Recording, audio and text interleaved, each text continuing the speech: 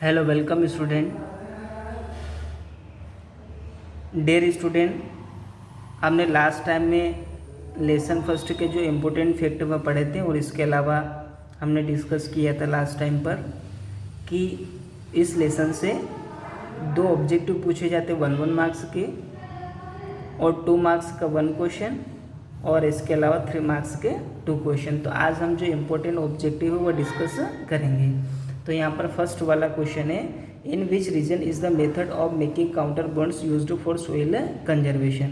तो यहाँ पर जो method of making contour bunds ये क्या है, ये एक प्रकार की मेथड है जिसका प्रयोग सोइल कंजर्वेशन के लिए किया जाता है, मतलब कि मृदा के संरक्षण के लिए या फिर सोइल इरोजन से बचाने के लिए। तो कौन से क्षेत्र में यहाँ पर जो काउंटर बॉन्ड्स बनाने की मेथड का प्रयोग किया जाता है, तो ये प्रयोग किया जाता है डेल्टा रीजन में, क्योंकि डेल्टा रीजन में सोइल इरोजन बहुत ज़्यादा होता है और उसके बचने के लिए यहाँ पर मेथड ऑफ काउंटर बॉन्ड्स का प्रयोग किया जाता है। इसके बाद नेक्स्ट है यहाँ पर main uses blank the most. व्यक्ति सबसे ज़्यादा प्रयोग करता है कौन से पानी का करता है, underground water, oceanic water, surface water और एटमॉस्फेरिक वाटर। तो व्यक्ति जो सबसे ज़्यादा यूज़ करता है वो करता है सरफेस वाटर का, मतलब सतह का पानी। और सतह का पानी जैसे रिवर में पाया जाता है, रिवर इसके अलावा फिर जैसे कि अगर हम बात करें पोंड और सी, तो ये सारे सरफेस वाटर के अंतर्गत आते हैं। तो व्यक्ति जो सबसे ज़्यादा प्रयोग करता है वो सरफेस वाटर का करता है। नेक्स्ट यहाँ पर Ghana bird sanctuary is located in, कि घाना बर्ड सेंचुरी का एक और नाम यहाँ पर इसको भरतपुर नेशनल पार्क भी कहते हैं। और इसके अलावा इसका घाना बर्ड सेंचुरी का पूरा नाम है केवलादेव घाना बर्ड सेंचुरी। तो घाना बर्ड सेंचुरी स्थित है केरला में, राजस्थान में, वेस्ट बंगाल, मध्य प्रदेश। तो ये घाना बर्ड सेंचुरी स्थित है राजस्थान में। ये बहुत इंपॉर्टेंट क्वेश्चन है। डियर स्टूडेंट, अभी तक हमने यहाँ पर ऑब्जेक्टिव क्वेश्चन कर लिए, इसके बाद अब हम करेंगे fill in the blanks. Blank have an important place in joint forest management system, कि यहाँ पर खालिस्तान का जॉइंट फॉरेस्ट मैनेजमेंट सिस्टम में एक महत्वपूर्ण स्थान है। यहाँ पर जॉइंट फॉरेस्ट मैनेजमेंट सिस्टम क्या है, यह एक ऐसा सिस्टम है जो कि क्या करता है, फॉरेस्ट का मैनेजमेंट या उसका प्रबंधन करने का कार्य करता है। तो फॉरेस्ट मैनेजमेंट सिस्टम में किसका महत्वपूर्ण स्थान है, तो यहाँ पर जो फॉरेस्ट प्रोटेक्शन कमिटीज़, मतलब वन को प्रोटेक्ट करने वाले कमिटीज़ है, उसका जॉइंट फॉरेस्ट मैनेजमेंट सिस्टम में महत्वपूर्ण स्थान है। ये 2015 और 17 दोनों में पूछा गया है। Next second question, social forestry scheme is getting financial assistance from blank. Social forestry scheme का मतलब यहाँ पे सामाजिक वानिकी स्कीम या योजना। तो सामाजिक वानिकी स्कीम मतलब इसका क्या कार्य, इसका कार्य जैसे कि यहाँ पर जैसे सड़क के किनारे या नहरों के किनारे पेड़ पौधे लगाना, ये सामाजिक वानिकी के अंतर्गत आता है। यह एक प्रकार का प्रोग्राम है और जो कि जैसे कि कैनाल एम्बैंकमेंट है, मतलब नहर के साइड में या उसके जो किनारे वहाँ पर, और इसके अलावा सड़क के किनारे, तो इस प्रोग्राम के तहत प्लांटेशन का कार्य किया जाता है। तो जो सोशल फॉरेस्ट्री स्कीम है वह वित्तीय सहायता प्राप्त कर रही है, तो ये वित्तीय सहायता प्राप्त कर रही है वर्ल्ड बैंक से। Next third, forest fire control project is working in association with. जो फॉरेस्ट फायर कंट्रोल प्रोजेक्ट है, मतलब यह एक फॉरेस्ट फायर कंट्रोल प्रोजेक्ट करते हैं, ऐसा प्रोजेक्ट जो कि क्या करता है, वन आग से वन को बचाता है। तो जो फॉरेस्ट फायर कंट्रोल प्रोजेक्ट है वह कार्य कर रहा है, तो किसके सहयोग से कार्य कर रहा है, ये कार्य कर रहा है UNDP के। नेक्स्ट इसके बाद फोर्थ क्वेश्चन है यहाँ पर, blank are establish to protect and conserve wild life, कि यहाँ पर जो निम्नलिखित है उनकी स्थापना की गई है वाइल्ड लाइफ को कंजर्व करने के लिए या प्रोटेक्ट करने के लिए। तो यहाँ पर जो इसमें नेशनल पार्क और सेंचुरीज की स्थापना की गई है वाइल्ड लाइफ को कंजर्व करने के लिए और प्रोटेक्ट करने के लिए। डियर स्टूडेंट, जैसा कि हमने अभी फिल इन द ब्लैंक्स कर लिए, इसका ऑब्जेक्टिव कर लिए। नेक्स्ट हम डिस्कस करेंगे इसके मैच द कॉलम में जैसे कि सबसे पहले यहाँ पर दिया है, ये सारे इंपॉर्टेंट है। जैसे कि सबसे पहले दिया कार्बेट। तो जो कार्बेट है ये क्या, एक नेशनल पार्क है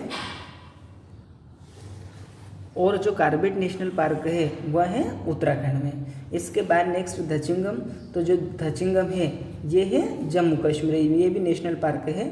इसके बाद है मनस, तो मनस जो है वो यहाँ पर, जो मनस यहाँ पर है वो है असम में, ये भी नेशनल पार्क है। और इसके अलावा नेक्स्ट है पेरियार, तो जो पेरियार है वह मीन्स जो पेरियार ये भी एक प्रकार का नेशनल पार्क है और ये है केरला में। और उसके बाद है फॉरेस्ट फायर कंट्रोल प्रोजेक्ट, जैसे इससे पहले भी हमने डिस्कस किया था कि फॉरेस्ट फायर कंट्रोल प्रोजेक्ट वो यूएनडीपी के सहयोग से कार्य कर रहा है। तो जो फॉरेस्ट फायर कंट्रोल प्रोजेक्ट है ये मीन्स इसका जो मुख्यालय है, इसका जो हेडक्वार्टर है वो कहाँ पर है, चंद्रपुर में।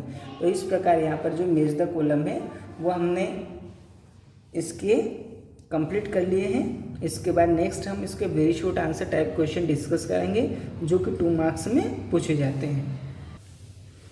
यहाँ पर फर्स्ट क्वेश्चन है what is meant by soil erosion, मृदा अपरदन का क्या अर्थ है। सोइल इरोजन का अर्थ होता है मृदा अपरदन। आंसर है रिमूवल ऑफ सोइल, मतलब मिट्टी का रिमूव होना या हटना, due to running water means बहते हुए पानी के कारण, या फिर वाइंड हवा के कारण, या फिर एनिमल्स और ह्यूमन एक्टिविटीज़, यहाँ पर पशु या मानव की गतिविधि के कारण मिट्टी का हटना। अब क्या क्या कारण हो सकता है मिट्टी का हटने का, बहता हुआ पानी, हवा, एनिमल्स या मानव गतिविधियाँ। तो इन सभी के कारण मिट्टी का जो हटना है उसी को हम सोइल इरोजन कहते हैं। डियर स्टूडेंट, ये बहुत इंपॉर्टेंट क्वेश्चन है और वैसे भी 2014 और 2018 में पूछा हुआ है। नेक्स्ट क्वेश्चन है what do mean by soil conservation, मृदा संरक्षण से आप क्या समझते हैं। सोइल कंजर्वेशन का अर्थ होता है मृदा संरक्षण। मृदा संरक्षण से आप क्या समझते हैं, तो आंसर है prevention of soil erosion. Prevention का अर्थ होता है रोकथाम, मृदा और सोइल इरोजन मीन्स मृदा अपरदन, मृदा अपरदन की रोकथाम, या फिर सोइल का जो विनाश होता है उसकी जो रोकथाम होती है उसी को कहते हैं soil conservation. Means prevention of soil erosion और डिप्लेशन मीन्स मृदा अपरदन या मृदा का विनाश होने से बचाना ही सोइल कंजर्वेशन कहलाता है। प्रिवेंशन का रोकथाम या बचाना, और डिप्लेशन का अर्थ होता है विनाश। मतलब सिंपल है मृदा अपरदन से बचाना, यही सोइल कंजर्वेशन कहलाता है। नेक्स्ट क्वेश्चन है what are the sources of underground water, मतलब भूम जल के क्या क्या स्रोत हैं। अंडरग्राउंड वाटर का अर्थ होता है जैसे कि यहाँ पर जो हम कुएं या ट्यूबवेल से जो जल प्राप्त करते हैं उसको हम अंडरग्राउंड वाटर कहते हैं। तो यहाँ पर पूछा है कि अंडरग्राउंड वाटर के जो सोर्सेज हैं उनको बताना है। तो wells and tubewells are the sources of underground water, कि कुआं और जो ट्यूबवेल्स हैं ये अंडरग्राउंड वाटर के स्रोत हैं। डियर स्टूडेंट, इससे पहले हमने सरफेस वाटर पढ़ा था। तो सरफेस वाटर मतलब जैसे रिवर में जो पानी पाया जाता है या सी में या लेक में या पोंड में, तो वो सरफेस वाटर होता है। और यहाँ पर जैसे अंडरग्राउंड वाटर का पूछा था कि क्या क्या स्रोत हैं इसके, तो वेल्स और ट्यूबवेल्स ये क्या है अंडरग्राउंड वाटर के सोर्सेज हैं।